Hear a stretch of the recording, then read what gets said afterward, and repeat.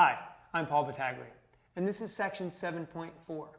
Students come into section 7.4 having looked at a variety of trig integrands that involve powers of sine and cosine, secant and tangent. And now we're going to try another technique. So the essential question that we would like students to be able to answer at the end of section 7.4 is, how do I use trigonometric substitution to solve an integral? I'd like to specifically highlight 3 examples in the text that I think do a really good job of showing students a couple of things. First, in example 3, it'll actually be nice for a teacher to point out the common error that students might make. This actually goes back to integration by substitution. See, many times when we make any type of substitution with an integral, we actually forget in a definite integral to change the limits of integration. And in those cases, those are things that we need to watch out for. So point that out to students.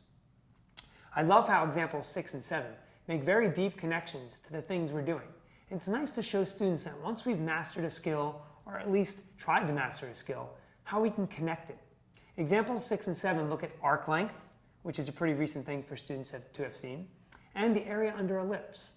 I think both of these are really, really powerful connections, and that's really what we're trying to get the students to see. Now, this topic isn't really covered on the AP exam, but it might be necessary for students to see before they take a college calculus class. And for that reason, I might come back to it after the exam.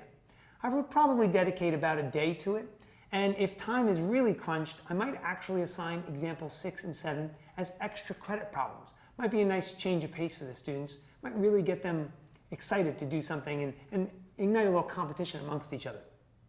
I hope these tips have been helpful, and I'm sure you'll find much success in section 7.4.